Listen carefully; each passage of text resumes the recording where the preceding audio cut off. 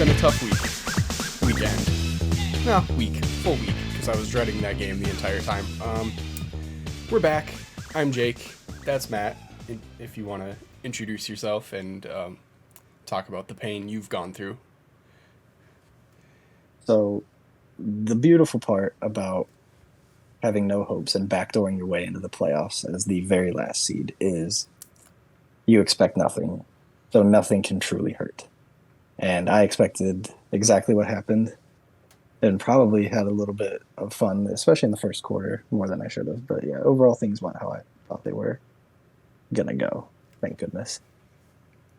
Well, let me tell you something about expecting nothing and still getting hurt, because I fully was ready for Dallas to lose, and man, it still didn't feel good. I'm so sorry. Don't be. It's my own fault. So, wild card weekend. Can we still call it wild card weekend if the last game's on a Monday? Whatever they want us to call it, I feel like Super wild card weekend. That's the new thing, I think. Yeah, Which I just the no more extra Monday wild games, card please. hasn't yet to put a good team in the playoffs, but whatever. No. We're gonna get right into the games. Some of the ones that don't need to be touched on much. Tampa beat the Eagles. Who didn't see that coming? The Eagles were not even an above average team. I think you perfectly called exactly what was going to happen in this game. Was Philly would stay in it early, but it would be themselves who loses in the game. Like you touched on it last week. Like Hurts just not built for that. They're not even half as good as Tampa. Like if you on paper, if you just read off their rosters, you'd be like, "Oh, Tampa by a million." Even injured And that's Tampa with the injuries. Yeah, it doesn't matter. Exactly. They're infinitely more talented than Philadelphia. I kind of bagged on Sirianni all year, but like getting that team, even if it's a fluke playoff appearance with the extra wild card and a baby soft schedule where they only beat one team that finished above 500 and it was the Saints. Yep. That team on paper sucks. Like Washington, even injured Washington, is a much better team than them. So, I mean, kudos to them, I guess. Yeah, you'll be picking 19th. You got 3 first-round picks, so look forward to the next 3. Yeah, months. whose picks? They have Indianapolis's pick, which is not a playoff pick, which is good for them. Yeah, that helps a ton. And it ends up being a first because Carson Wentz played 75% of snaps. What an all-time fumble of a trade. Who else's pick today? They have someone else's pick. I don't know if it's top 10. I feel like it is. I believe it is because I should have looked this up beforehand. But like the Eagles, the good news, you made the playoffs. You overachieved. You have 3 first-round picks. The bad news, Howie Roseman is making those picks. I saw people praising Howie Roseman all weekend. Is that his name or is his name Howie Rosen? Am I screwing up? Oh, I believe Roseman. I believe okay, it's Roseman. I got it right. Yeah, he sucks. Yeah, flat out. Like there are a lot of draft picks that catch a lot of slack. Jalen Reagor is one of the worst draft picks in NFL history for a multitude of reasons. One, simple. The next pick was Justin Jefferson, who is in his second season a top 3 receiver in the NFL. That's a fireable offense, that right there. You would think, right? But he's coasting off that Super Bowl. 2, they had done this already. They drafted Nelson Aguilar. And it was almost exactly the same thing. You want to go back to them drafting Josh Huff. It was a pretty similar, it's a speed receiver who has no discernible receiving skills, can't really catch, can't really run routes. They had been through this, and they did it again. And then Reagor effectively takes them out of the game. I had a feeling early in that game. I was like, oh my God, they have Reagor back there for punts. They're playing with fire. And next thing you know, he's muffing a punt and virtually costs them the game at that point. And their other first round pick is the Dolphins. So they have 3 picks, 15 through 19. That helps them a lot, especially in this draft. But it's hard to have faith. You'd think you're going O-line with at least one of those. feel like you have to, Like and a now I will say that is a strength. the dude from Iowa, the center.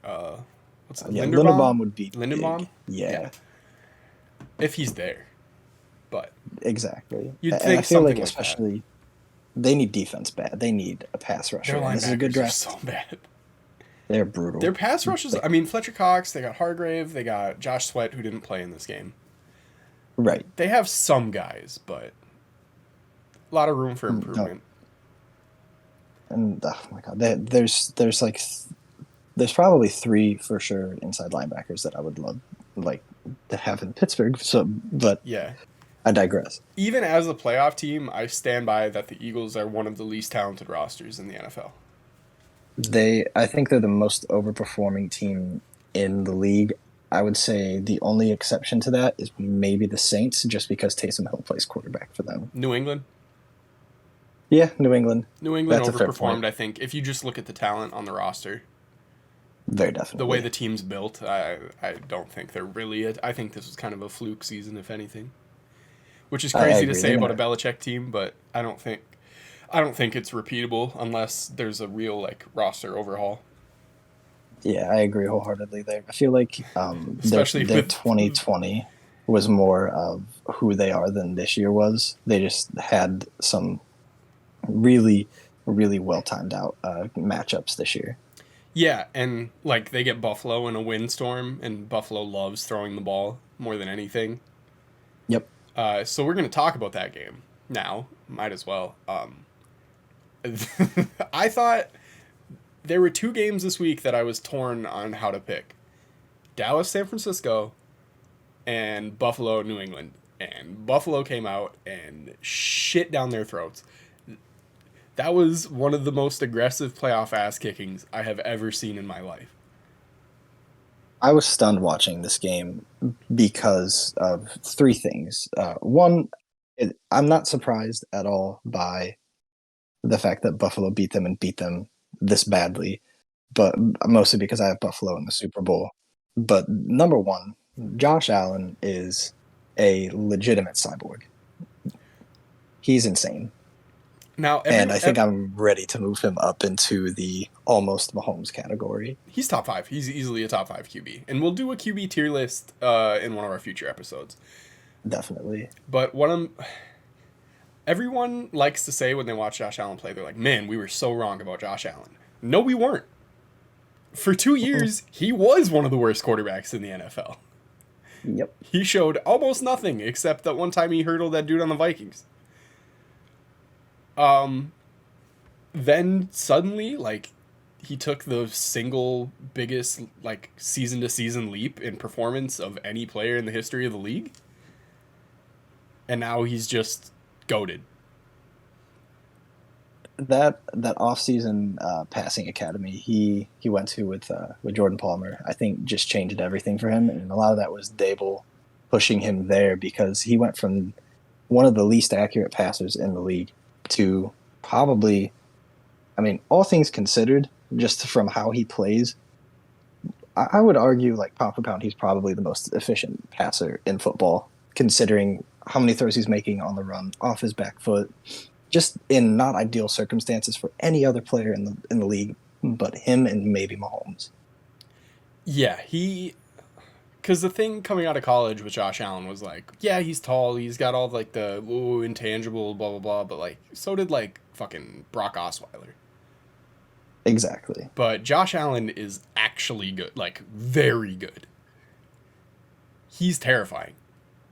Oh my god, I gotta be honest. Like, I think I truly believe, and that's kind of like where I am with Mahomes, because like Mahomes is Mahomes. He's in a league of his own. But like the next best thing to like make you lose sleep if you're an offensive coordinator, it's Josh Allen.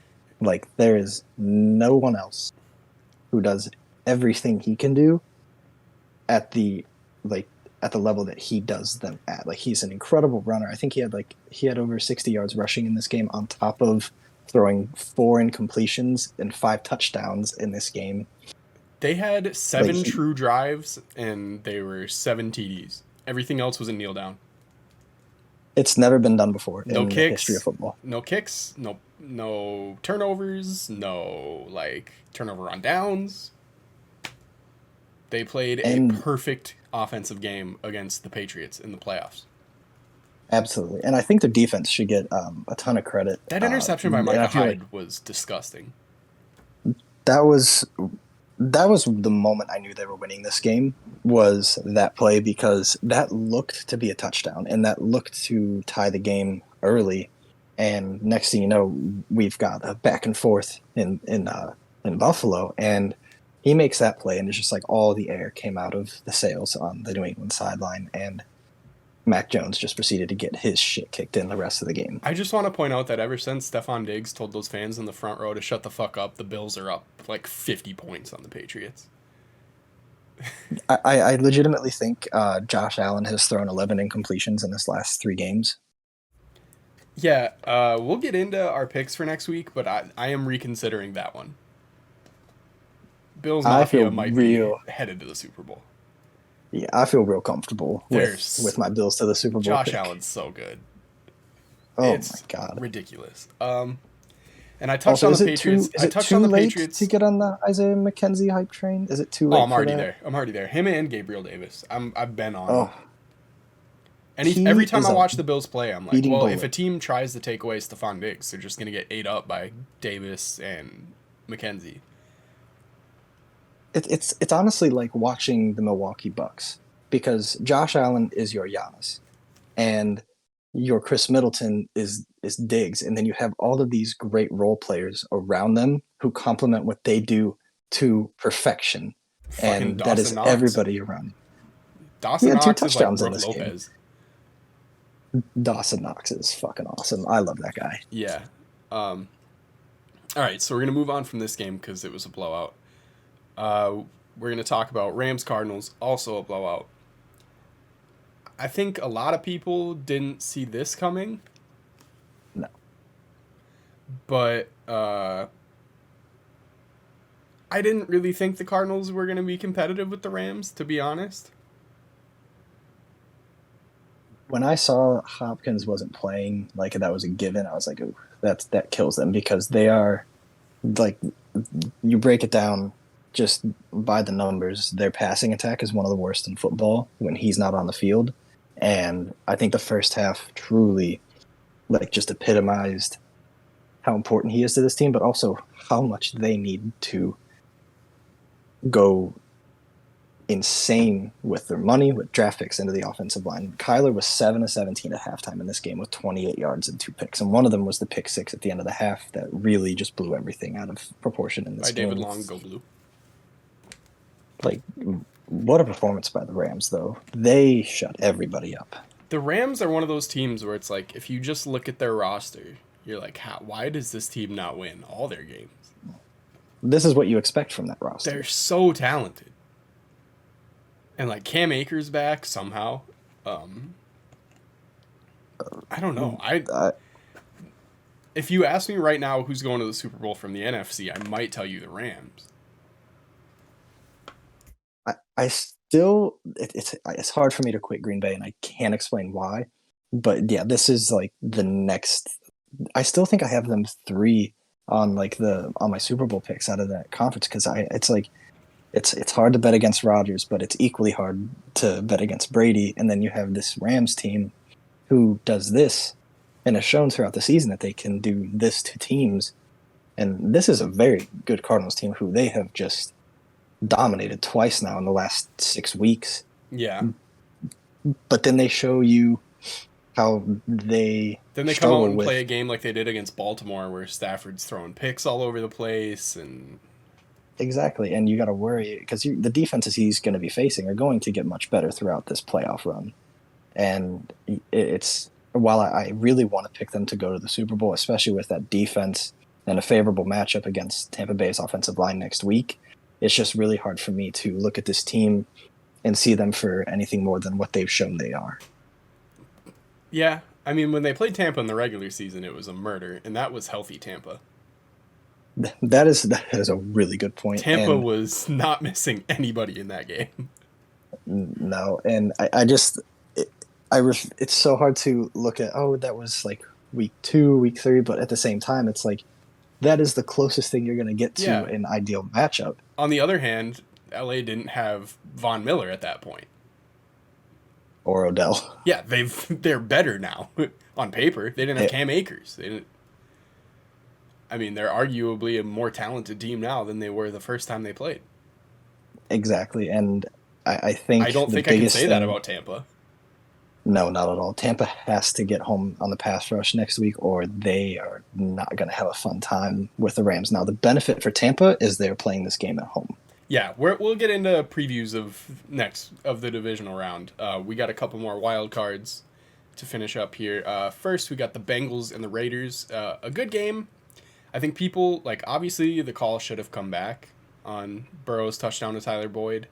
People are really overblowing the narrative that the DB stopped. That whistle was blown like seconds before the ball touched Boyd's hand. Yeah, exactly. And at the end of the day, it's like it's a bad whistle. But at the end of the day, you're kind of damned if you do, damned if you I'm don't, kind of because you're glad they kept the screwing one touchdown team. because I don't think the whistle affected the play. No, not at all. That DB did not stop playing. No. And that was an amazing play by Burrow, and I think that's kind of washing over that specific part of it. Yeah, I think one of the most fun debates over the next couple of years is going to be Joe Burrow versus Justin Herbert. And I think That's right going to now be I have Burrow. And not just on team success. I think Burrow might be a better player. it's oh man, I just would love to see them. They, offensively, it does feel like they're both in a position where they have full trust of their coordinators, of their play callers to make their decisions. Burrow definitely feels like a far better leader, and he puts his receivers in an incredible position to win his one-on-ones. He also has better Whereas, receivers. yeah, Like, absolutely, as and good like as Keenan Allen and Mike Williams are, like, they are not Jamar Chase, T. Higgins. I mean, their wide receiver 3 is Tyler Boyd. Tyler Boyd would be the second best receiver on the Chargers, if not maybe the best. Because I Mm, mean, Keenan Allen did not exactly impress all that much this year. he had a good year. I mean, he was over 1,000 yards. I think him and Mike The Williams were separated by like 8 yards. They each had like 1,100 ish. they're an explosive wide receiver away from like just taking off as an offense. It's so hard for me to pick against Herbert, and I feel like in the long run, Herbert might be like the guy out of the two of these. But this almost feels like it kind of feels a little bit like Big Ben versus Philip Rivers in the way it's like you watch the two of them play. Like Rivers is clearly a better thrower of the football, but I'm a certified hater of both Philip Rivers and Ben and for Roethlisberger. years, Sorry, you cut out. oh, it cut me out. Yeah, it cut out, so I took over a little bit there. I'm a certified hater of both Ben Roethlisberger and Philip Rivers, so I take that statement personally, because those are Yeah, Herbert and Burrow are two of my favorite quarterbacks. yeah, I Um, love the both of them. yeah. Uh, on the Raiders side of things, I mean, they were really kind of playing with house money. Like, after the season they've had, Bisaccia did a pretty good job, and I'm interested to see if he gets to keep the head coaching job. I mean, they I hope pushed he Mayock does. out, so maybe they can hire someone that knows what the hell they're doing. Yeah, they need to start hitting on these early picks, especially if you're going to have an overhaul like they're shaping up to here in the next few years. But yeah, I Yeah, definitely think Versace deserves a job. Derek Carr probably earned himself a couple more years in Vegas. You would think. Yeah, I would agree. I can't Yep, really. I definitely. don't see the point in moving on from him because what are you going to get that's better in this draft? I mean, Exactly. Aaron Rodgers is not coming to Vegas, so um, No, but they are just it's so hard to look at them and really seeing them getting any better though as well. And I feel like that's kind of have they reached their cap offensively? they needed to like And bottom out this season so they could get like Jamison Williams. oh, for sure. But they will get like a fully operational Darren Waller next year. that'll help them a ton. And like as much as seeing Zay Jones like really kind of ascend into a really solid receiver in the league, they need like that. They need the 1A piece to Hunter Renfro's 1B. And I mean, having him as like a third option would be great, but then you kind of do realize just how much they're missing on the outside of the field. Yeah, I'm trying to think of his name. There's a player that I've watched in college football all year that I'm like, man, that guy's a Raider. Oh, Treylon Burks. Oh, Man, that guy feels like a Vegas Raiders wide receiver to me. oh my God. 6'3", 230 pounds, runs a 4.3. Like he's going to be in Las Vegas, 100%. Yeah, he's like a guy that they see on their under Gruden and Mayock anyway, that they see on the draft board, and they're like, we would take him if we had the first pick. Like, Absolutely. Like that is the Al Davis mindset, yeah, that's just the dude they fall in love with. 100%. Uh, so yeah, I'm interested to see what the Raiders do with Bisaccia and where they go with the roster, because it's not a bad roster, but the Chargers are gonna get better. We'll see what the Broncos do, and you're still playing Patrick Mahomes' division, so you can't be okay and try and coast in on 10 wins more than once. Absolutely. I truly do feel like that's a team that's in purgatory right now. They're not, there's nothing that they can do that's going to make them next level better to compete. And their only other option is to completely blow it up. And I mean, as much as you might like wild card bursts, like, cool, you got to the playoffs, so you're not doing a damn thing when you get to the dance. Yeah, I mean, you played a tight game with the Bengals, but the Bengals are also well ahead of schedule right now. Absolutely. Um, so now we're gonna start with Chiefs and Steelers real quick. If there's anything you would like to say, I know you felt like you were kind of playing with house money, but if there's anything you'd like to add about the Steelers season and the way it ended. I think overall, you look at this season in Pittsburgh, and you have to give Tomlin a lot of credit for what he's done with the roster that they had assembled. Not much cap space coming into the year.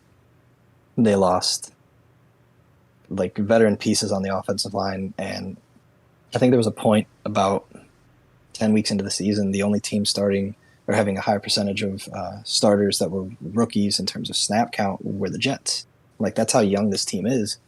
And we're just trotting out a 39-year-old quarterback who clearly cannot move. All you have to do is get pressure up the middle against a rookie and two guards who were revolving doors.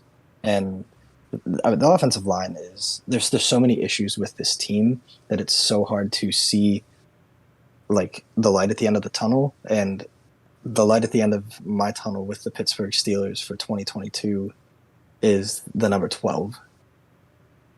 And that's the only bright light that I can see is the human piece of shit is Aaron, that's named Aaron Rodgers, because this team, the weapons are there. The defense, there are definite pieces missing defensively, and the secondary needs a lot of work. But like when you have Cam Hayward and TJ Watt and Minka, who played a hell of a second half of the year, you build around those and you put that quarterback in that situation, boom, you should have a really good shot of contending for that division. But I mean, overall, this game exemplified everything wrong with this team. It's like Matt Canada is a horrible offensive coordinator. Kevin Colbert is reportedly set to retire after this draft, but I would love for him to, maybe expedite that process and get out of town sooner, because this is just, I really do feel like they don't have the sense of urgency that everyone else is feeling right now in that city. And it's that this team is very clearly, talent-wise, the worst team in their division. And the only thing keeping them above water is the fact they have the second best coach in their division. And everyone on the Ravens died. Exactly. It's like you can't They ask would for a not better have situation. sniffed a playoff game if everyone on Baltimore didn't get injured. And I say truly that don't with know if all we due sniff respect to you 500. as a Steelers fan. I was fully anticipating a 6-11 season coming into the year. Yeah. So you talked about the Raiders being a team that's in purgatory. I don't think the future looks bright for the Steelers at all. No, they kind of look a lot like the Falcons, Yeah. Whereas you have these really good pieces, but you have this old man at quarterback. And for us, the lucky part is Ben's done. It's officially over. He's gone. But where do you go from here? What's the It's like you upgrade? have these weapons. You draft a guy, You have you these, try Marcus Mariota, you and like none of those options sound good because you know like you're not winning with them. to be honest, punt the Rodgers idea. He's not leaving Green Bay now. I honestly, I truly do feel like I have to put all my chips in either Rodgers or trading for Russell Wilson. But like the biggest thing against them trading for Russell Wilson, the Steelers have like 5 draft picks this year. They do not have much draft capital, and that kind of pushes the Russell Wilson idea right out the door. Yeah. And And I would like like long term, Russ I think is the best bet, but Aaron Rodgers is also Aaron Rodgers, so Russell Wilson's got to have a no trade clause, right? I do believe he Would does. he not block going to play for a worse offensive line than he has in Seattle? You would think. You would Like, think. isn't the appeal of getting out of Seattle he doesn't have to run for his life on every snap anymore? That is not the case in Now Pittsburgh right now. They the are. benefit I think they're in a very bad spot. Najee Harris is amazing. First round pick on a running back with their roster was so brain dead. yeah, it was. It's, you look at the Giants and you're like, what they did with Saquon, it is like Exhibit A. At least when the Cowboys took Zeke as high as they did, they had the Great Wall in front of him. Yeah, which still We was a have bad pick nothing. because the next pick was Jalen Ramsey. But Exactly. It's like it's never smart to do it. And I still don't agree with your first 2 picks being offensive weapons when you know you're going to have a quarterback problem as the season ends. It's like taking Kyle Pitts in the top 5, knowing that Matt Ryan is not going to be around much longer and you're not going to be contending, and you're just burning this guy's rookie contract to be at best 7-10. at least so far as I'm looking at who was taken after Najee, there's not a lot of people that I think they could definitively say they'd rather have. The one that Odafe Owe went like 6 picks later, that's yeah. which sucks. Now, in fairness to us, we were like the Steelers were in a pretty solid spot defensively, and what killed them was when Tua went down for the season. Yeah, Like that, and which is something he seems to be doing. I think he's played. This is not an actual stat, but it feels like he's played like 5 games in the last 3 years. see, my thing is in the NFL, play like if you don't have depth, you don't have a good defense. That's a fact. People are gonna get hurt, especially on like the defensive line. You need to roll like 8 or 9 deep on your D line. And there was a pretty credible rumor that the Steelers punted at the idea of trading up with their second round pick, like within 5 or 6 picks sooner to take Jeremiah Owusu-Koramoah, and they settled and took Freiermuth. And like as good as Freiermuth played in his rookie year, you can't just look at that and not feel like that's a very badly missed opportunity. Yeah, that's kind of where I'm at with the Steelers. I don't, from outside looking in, I don't like what what it looks like for them. Like even the one of the Steelers' strongest things has always been like the relationship between the team and the fans. I don't think the fans like this team at all. No, I I don't think they mean, like Chase Claypool or Juju or like I feel like this fan base has warmed back to Juju, and I solely think because that's he just played. because Juju's. Yeah, and Juju's a genuinely good guy. He's just cringy. Like I don't get any vibe from Claypool that he gives a shit about being a Steeler, the community, No, anything like that. That actually goes into being a Steeler, and it's just it's all about him. And you're not good enough to be all about you. no, you're not into like Antonio Brown got away with stuff for so long because he was the best receiver, one of the best receivers of all time in his prime. Yep. Chase Claypool was just like a pretty good wide receiver. Like he's a firm number 2.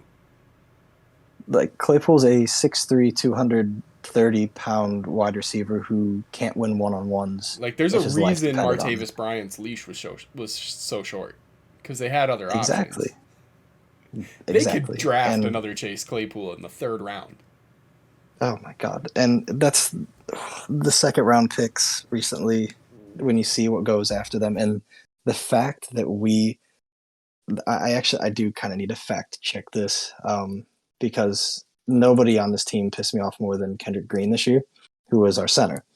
And it wasn't the fact that he played so bad. And mind you, he was among one of the worst centers in all of football this year.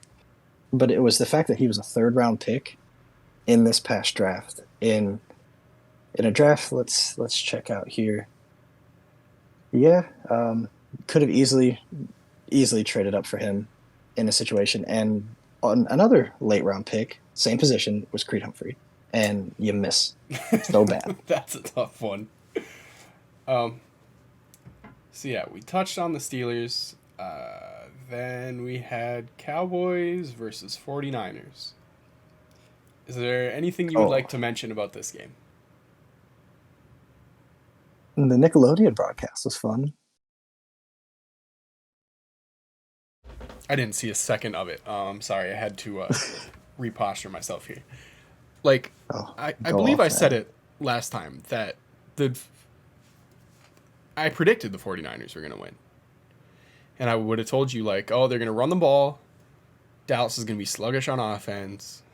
Come back late, not have enough. Exactly what happened. Because I have watched Cowboys games. It's what they do. And then something will happen at the end of the game where they find a way to blame somebody else. I don't know if if the following statement will get this podcast taken off YouTube or any other platform. It is not going to get better until Jerry Jones dies. It's not going to happen. I have to remind myself of this constantly. Anytime I get a sliver of hope about the Dallas Cowboys getting their heads out of their asses. The stat going around that Jake Delhomme has more playoff wins in the last 25 years than the Dallas Cowboys. Yeah, the Jacksonville Jaguars do. The Cowboys have not been to an NFC championship game in my lifetime. Jerry Jones, without the salary cap, is incompetent. And the statement today from Stephen Jones that they're going to keep Mike McCarthy and Cowboys fans are outraged. And I was like, yeah, what did you think they were? When have they ever proven that they will fire a coach who should be fired? They held on to Jason Garrett through 3 straight 8-8 seasons. Like, I am not surprised. Dak didn't play that great. The offensive line, which is overrated, did not play that great. Defense was okay at points. Too many penalties, but that's every game. Like, they can't even point at injuries. They were just missing Gallup, basically. Like, and it's, you would think, oh, the Cowboys are relatively young. Parsons is young. Trayvon Diggs is young. Whatever you want to say about him, you don't set an interception record on accident. Osa Odigizua is young. DeMarcus Lawrence is like 30. It's not that old for a D end. Randy Gregory's about 30. Most of the corners are young. Jaron Curse isn't that old. Like, they have pieces that are not that old. Here's the problem. They have so much money tied up in Dak, which he's your quarterback. It's understandable. And then Ezekiel Elliott is making $90 million. You have to pay Randy Gregory and Jaron Curse this offseason. And Jerry Jones does this with the cap all the time. He'll get a bunch of people to restructure their contract, push the money down the line, keep some of those guys. You have to get better. You can't be the Cowboys again next year. You have to, because clearly this roster is not good enough. And you're going to lose Michael Gallup because the Bears, I don't care. The Bears probably are going to pay him an extravagant amount of money. I don't see the light or the vision at the end of this for the Cowboys. Kellen Moore had good games against Washington. Like, I don't know. I hope someone makes him a head coach. I'm kind of disenchanted with him as an offensive coordinator. Dan Quinn, great defensive coordinator. Someone's going to make him a head coach, so he's out of here. And then what's your hope? That the Jones family does the right thing and they get Vic Fangio to be a DC for like 1 year before he gets another head coaching job? I mean, they're even if they didn't retain McCarthy, they would just promote Dan Quinn, and Dan Quinn is not a head coach. He's a great coordinator, not a head coach. There's plenty of guys like that. Todd Bowles, outstanding coordinator, not a head coach. Vic Fangio, like, I don't know. I'm not inspired by anything the Cowboys do, and I'm sure I'll get myself hyped for them in the offseason. They'll make a good draft pick because Will McClay, who is effectively the general manager, this is a misconception from not Cowboys fans. They have a guy who runs their drafts. His name is Will McClay. His title is like vice president of player personnel. If you check his salary, he's the general manager. He makes NFL GM money. That's why he hasn't left to go be a real general manager. Jerry just likes to call himself the general manager. But it's like having two GMs and one of them fucking sucks. But the problem is he owns the team. The solution for the Cowboys is Jerry Jones is not alive. From an outsider's perspective, when you have professional sports version of Vince McMahon, you truly can't feel like anything is going to get better because he has everything in a vice grip that has to go his way, no way else. And with Dallas, it's like, sure, yeah, that division's not good. It's quite bad. It's not good now, and it's not going to be good next year. They'll probably win the division again and get my hopes up. I mean, for sure. And as long as they stay healthy, they're going to have a really good record and possibly seed themselves really, really well come playoff time. But that's where the problem lies is, can this team compete with the – I mean, we said it last week, I think 3 or 4 times. Like, the NFC is top-heavy. And by playoff time, you're going to be facing those top-heavy teams. What can Dallas do to take that next step? Like, you just lost to a team who still throws out an injured Jimmy Garoppolo that starts at quarterback. George Kittle didn't do a damn thing all game, and they couldn't throw the ball at all. And you're losing to the 6th seed from a division where, quite frankly, let's put Dallas in the NFC West. Tell me that they finish anything better than the 3rd. They have to get better, and it's, again, you touched on it perfectly. It's the money problem right now. They have so much money tied up in really bad spots. No one is taking Ezekiel Elliott's money. I forgot they have to pay Tony Pollard, too, if they want to keep him. And so he's probably gone. He's probably gone this offseason. Dalton Schultz is about to be a free agent, and they have like $60 million tied up in Blake Jarwin. That is a Zach Ertz type of thing right there, where you have a better backup and you've put money into the wrong guy. When Jarwin plays, though, he is very good. He's just never healthy. Yep. Jarwin's a perfectly capable NFL tight end. But, I like him a lot. Yeah, he's just never on the field.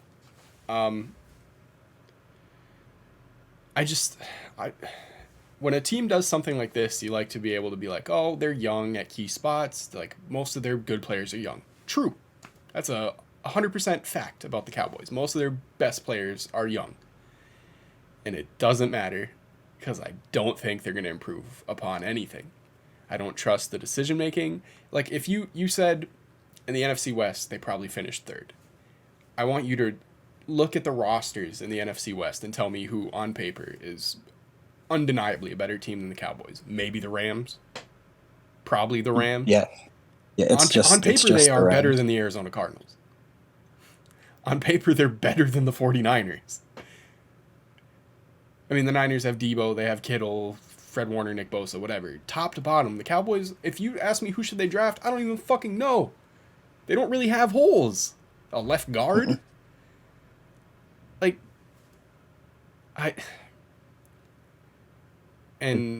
for me, it's one guy, and I will always die on this hill. Mike McCarthy. Exactly. Yeah. Mike McCarthy had Aaron Rodgers as a 3rd place NFC North quarterback not that long ago. Aaron Rodgers is the greatest thrower of football we've ever seen. That's all you need to know. I tweeted this when they hired Mike McCarthy. He had a year of Favre in like 8 years of Rodgers, and he got 1 Super Bowl. He's a loser. Yep, absolutely. The Favre year, they should have won the fucking Super Bowl once Dallas got eliminated that season. he was gifted a situation on par or better than what Matt LaFleur has in Green Bay, and Matt LaFleur has outdone him in spades.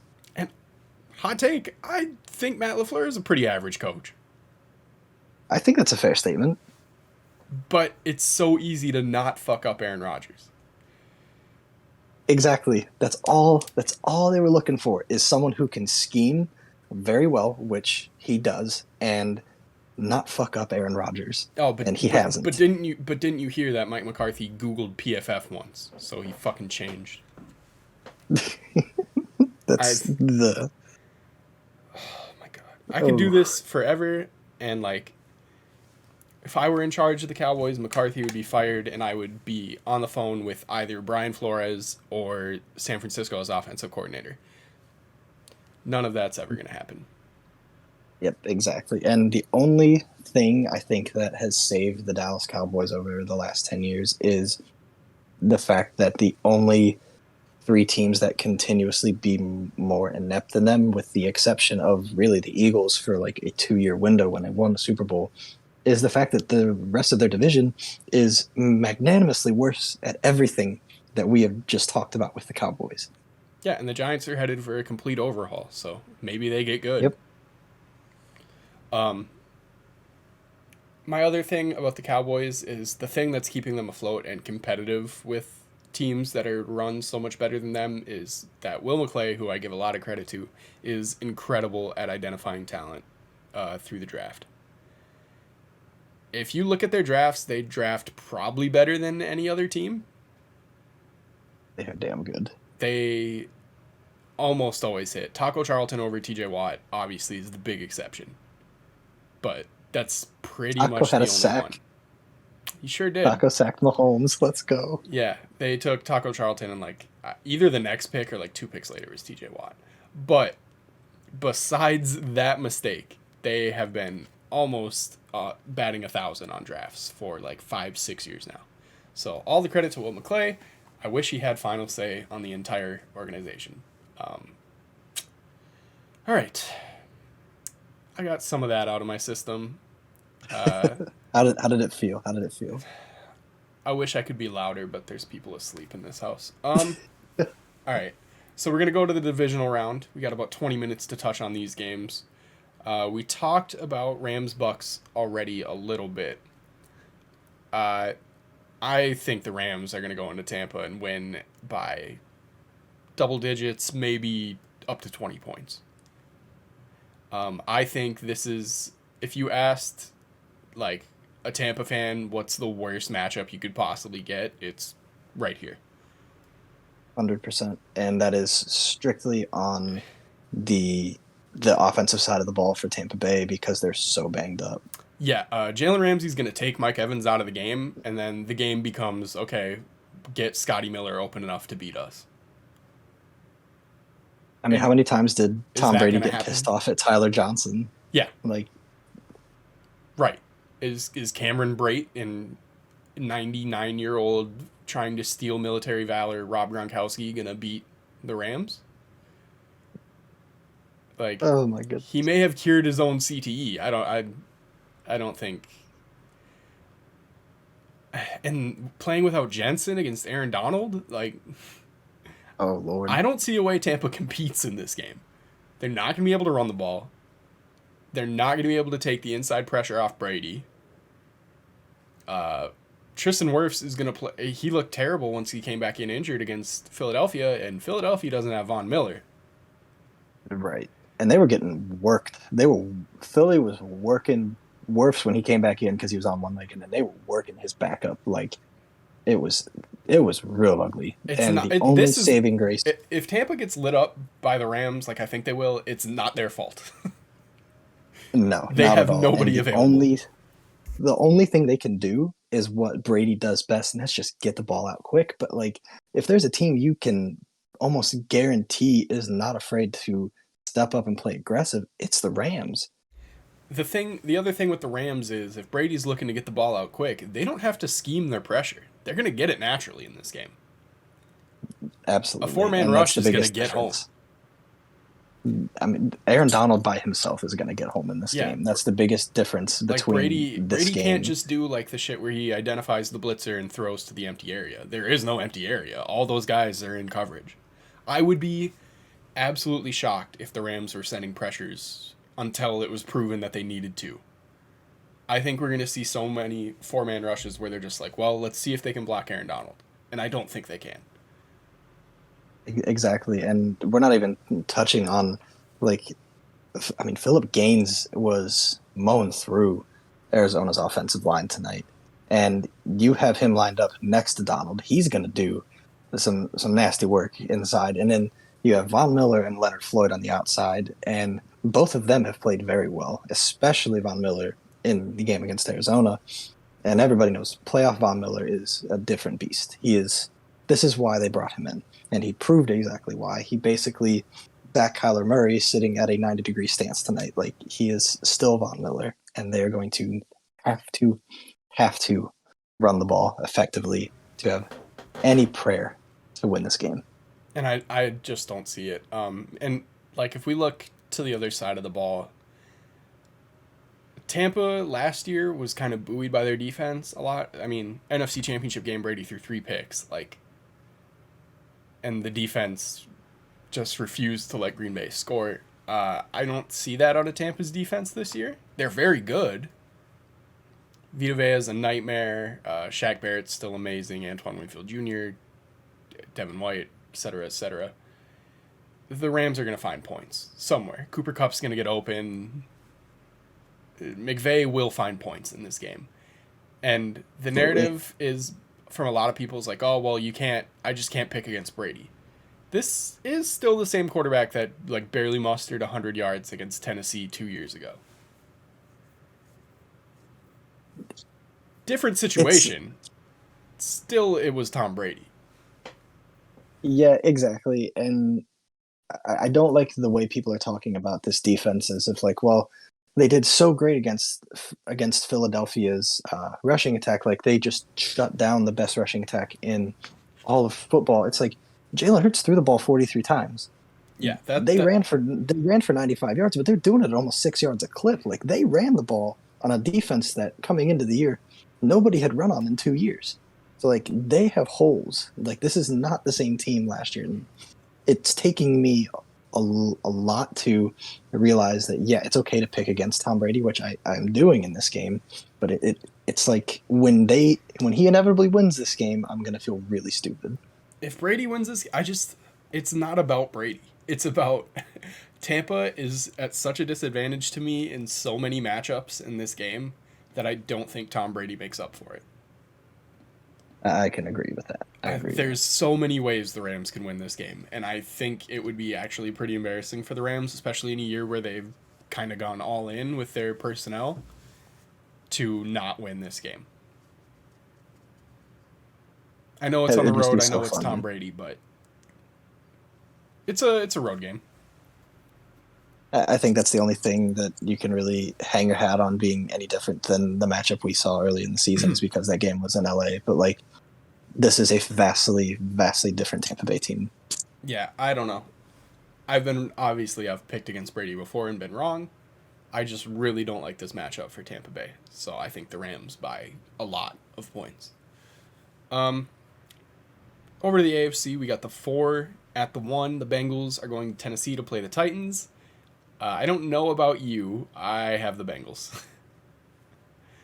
Now, the one difference being Derrick Henry is active, which has made me rethink this. Yeah, that's why I have Tennessee in this game. It's Cincinnati's defense does enough to basically support what their offense provides, and they get the chance to kind of play aggressive and pin their ears back. But, like, they're going to be in a situation in this game where they could be up early. They could be up like 7-0, 10-3 early. If Derrick Henry's playing in this game, they are going to get a fully rested, fully recovered, absolute machine.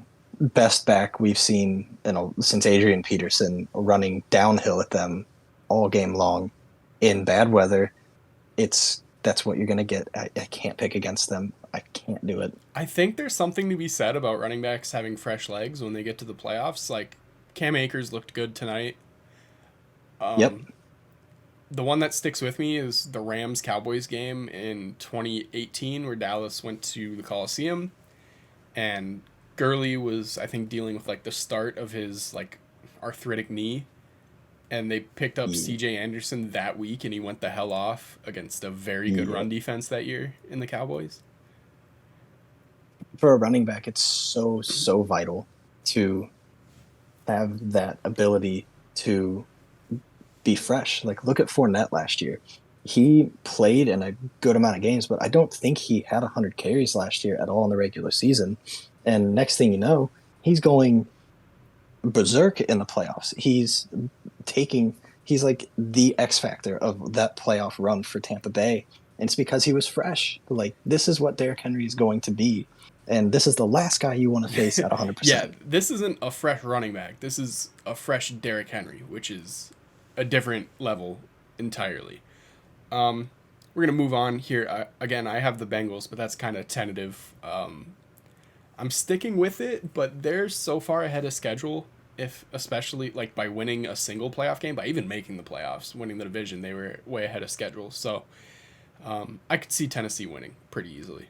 Definitely. Now we're going to go 49ers at Packers. I don't. I think this is the matchup of the weekend. I don't. That's why I saved a different game for last. The Packers can't beat the 49ers historically, and I don't usually buy into that. But if there was a team that's set up to beat this year's Packers team, it's San Francisco. 100%. The Packers run defense, I just don't know about San Francisco's secondary in this game.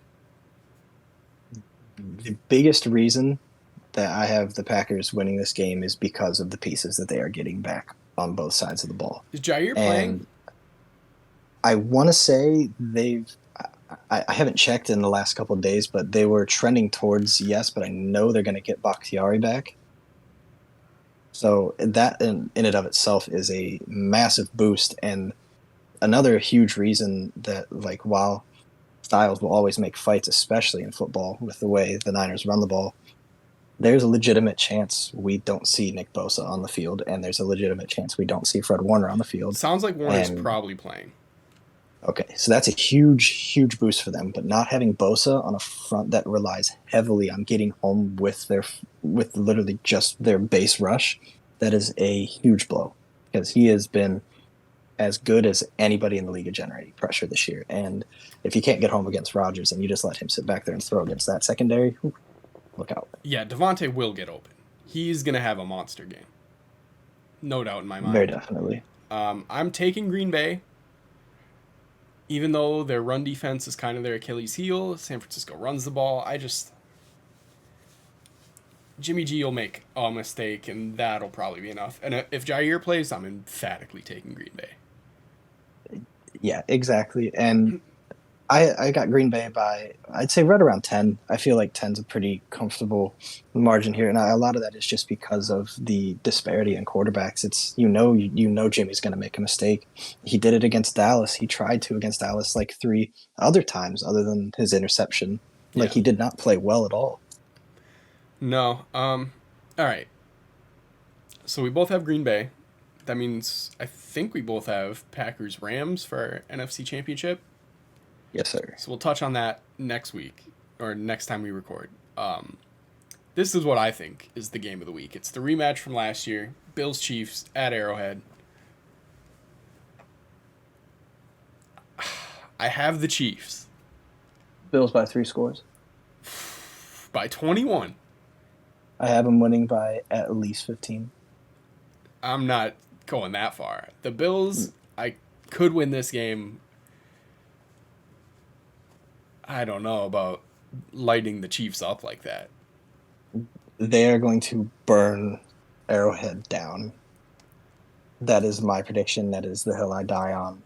That is forever going to be my legacy with this Buffalo team. I think there's one team in this league that will give Kansas City more fits than anybody else, and they've proven it. And it's Josh Allen led Buffalo Bills team. They are going to do exactly what they did earlier in the year, and I know Mahomes has really, in a big way, figured out the coverage that they were throwing at him, and then they're not going to have Tre'Davious White, but I don't think it matters. I don't think anybody in the league right now is playing better football than 17 in Buffalo, and that's a very scary thought. Do you remember for that Kansas City. a couple years ago, the Monday Night Football game, the Chiefs-Rams game that ended like 55-51 or something? Yeah. That's my prediction for this game.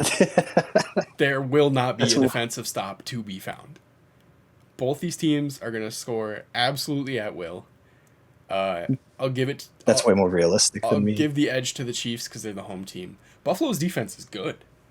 Like, this is They're not like, solid. neither of these teams can play defense. Patrick Mahomes is Patrick Mahomes. He's the best quarterback in football until proven otherwise. I mean... Exactly. He's the and number I one love the way player in the Buffalo league, defended them. in my opinion. Like, I don't know that it's close. He's one of one. Like he's been the most like physically gifted quarterback I've ever seen in my life. He makes throws that I wouldn't even imagine. His only parallel in the way that he plays the position of quarterback, and he does it in a little bit more of an athletic way, is Rodgers. And to basically have that comp for this early in your career, like, oh my God. I think Rodgers he's going to was barely retire started as like at this Aaron point. Rodgers, but better. Yeah, I can definitely see I think it. there's a solid chance Patrick Mahomes retires as the greatest quarterback in the history of the NFL. Maybe not in accolades, because 7 Super Bowls is going to be tough to top. Everything else, though, he will have the records. I think best player at quarterback, I would bet money on Mahomes retiring as that.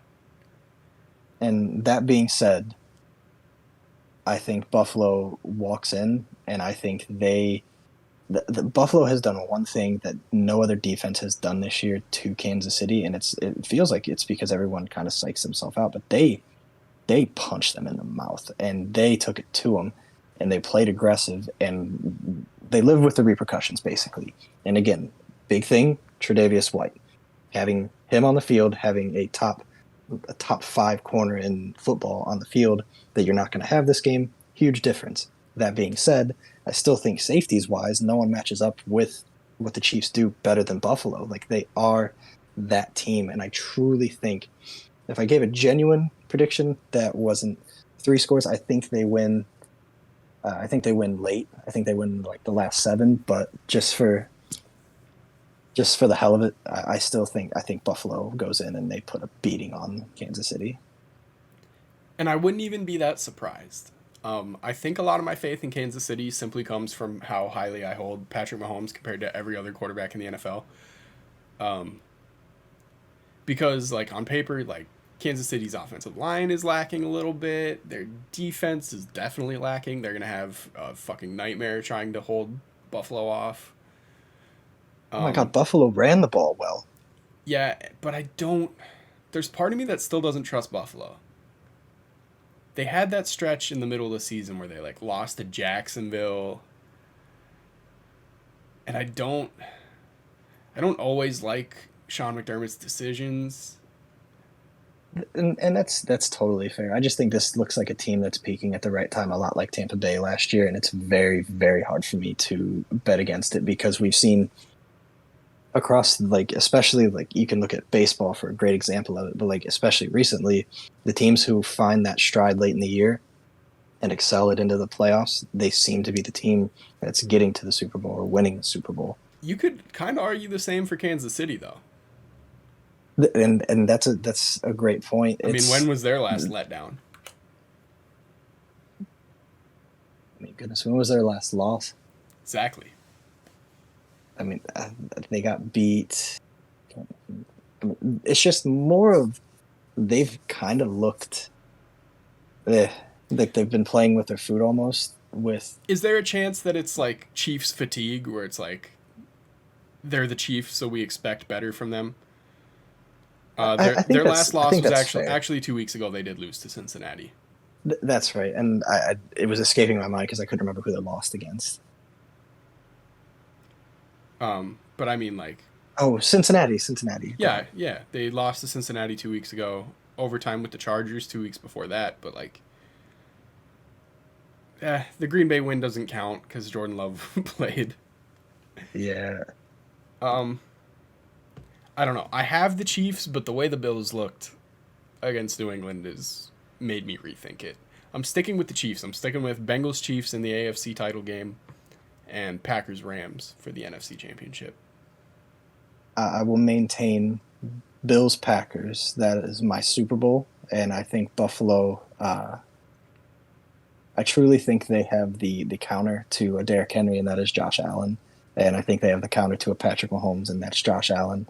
Patrick Mahomes is by far the best quarterback in football. I truly believe Josh Allen will be the best football player on that field on Sunday. We'll see. I would love to. I mean, I just like watching the Bills play. 100%. Especially and I think that's where a lot of this is coming from. That game against Kansas City earlier in the season really stuck with me, where Allen was just throwing laser beams. He would like run up in the pocket and throw like a 50-yard dart to Dawson Knox, and it's like, what the fuck is going on right now? Unreal.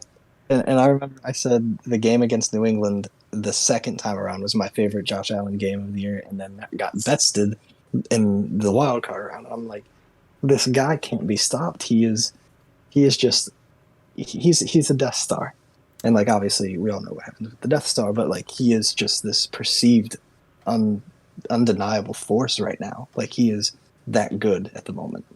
We'll see. Usually, I guess maybe Rams Bucks could be this game, but usually there's at least one divisional game where it's like, all right, this team does not deserve to be here, and this game's gonna suck. I do not feel that way about this weekend. Yeah, I'm with you though. I'm here for all of these games. Might even do a watch-along stream on Twitch. We'll see. I will be at work. I can't wait. That's a shame. All right. We're going to wrap this up. We've made our predictions. I got some of that heard out about the Cowboys. We will be back. There will be more football episodes till the end of the season. We've got some off-season stuff planned. We're going to do baseball whenever they pull their heads out of their ass. Thank you to anyone who listens. Thank you for supporting Bullyball. We will see you next time.